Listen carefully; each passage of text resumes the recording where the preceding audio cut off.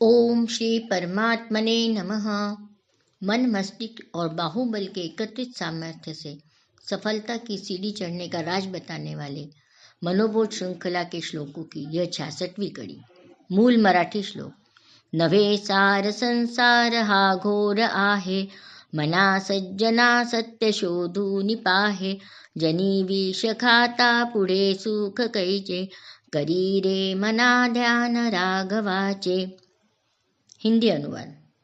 अहो घोर संसार निसार मानो, अरे चित्त खोजो जरा सत्य को जानो, विषैले फलों से महादुख होगा, करो राम का ध्यान सर्वस्व देगा। सत्य का प्रकाश जब चारों ओर फैलता है, अविद्या असत्य का अंधेरा अपने आप दूर हो जाता है। हमारे लिए क्या योग्य है क्या अयोग्य है, इसकी पहचान हमें करना आना ही चाहिए।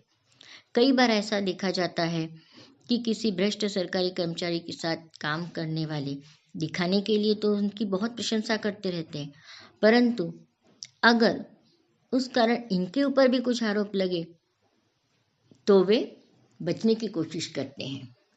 ठीक उसी तरह जब वाल्मीकि ऋषि जिस समय एक डाकू थे, उनको यह कार्य करने से परावृत्त करने कहा गया और उनसे पूछा गया कि आप अपने घर में जाके पूछिए कि आपके इस कर्म में, इसके पाप में कौन भागीदार होगा। जब उन्होंने घर में पूछा तो कोई भी उनके पाप में भागीदार होने के लिए तैयार नहीं हुआ। जिस प्रकार अंधेरे रास्ते में जाते समय अगर टॉर्च जलाया जाए तो सामने का दृश्य स्पष्ट दिखाई देने लगता है, उसी प्रकार सत्य जानने पर परिस्थिति का सही आकलन होता है। एक बच्चा रोज देर से स्कूल आता था। शिक्षक रोज उसे सजा देते थे। एक दिन उन्होंने सोचा कि इसका पीछा किया जाए, देखे तो ये सच कह रहा है या झूठ, क्यों ये रोज देर से आता है। और जब वहाँ पहुँचे तो उन्होंने देखा कि एक झोपड़ी जैसा छोटा सा उसका घर था। वहाँ उसके अपंग पिता थे। वो अपने घर का पूरा काम करके आता था, अपने पिता की सेवा करके आता था, उनके लिए खाना बनाना, उनको नहलाना, ये सब करके आता था, इसलिए उसे देर होती थी। यह जब सत्य परिस्थिति उन्हें मालूम हुई तो उस शिक्षक ने खुद इस बच्चे की मदद की, उसे छूट दी, थोड़ी देर आने से कोई हरकत नहीं। एक बच्चा किसी से झगड़ा होने पर हमेशा बोला करता था, अरे तुम्हारे जैसे लोग तो मेरे पाँव की जूती है। अब इतना छोटा बच्चा ऐसे क्यों बोलता है? जब इस बात की खोज की गई तो पता चला कि उसके पिताजी खुद अपने कर्मचारी से कभी कभी गुस्से में ऐसी बात कह जाते थे।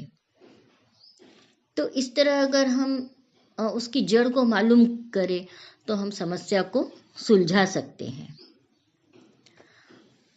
जिनको डायबिटीज होता है उन्हें मालूम होता है कि मीठा खाना हमारे लिए हानिकारक है, परंतु फिर भी मोहवश वो खाते हैं।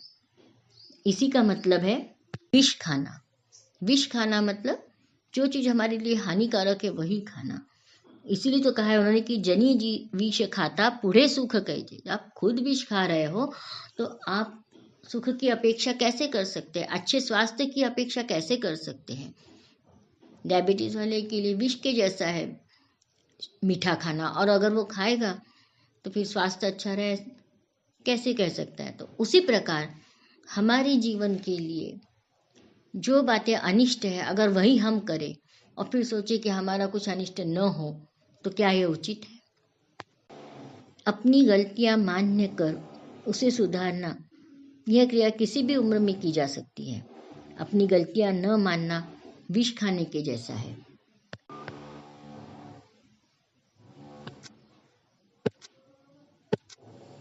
तो चलिए हम कोशिश करते हैं, जीवन में अपनी हर गलती को सुधारने का प्रयास करेंगे और जीवन में सफलता के मार्ग पर आगे ही आगे बढ़ते जाएंगे। जय जय रघुवीर समर्थ।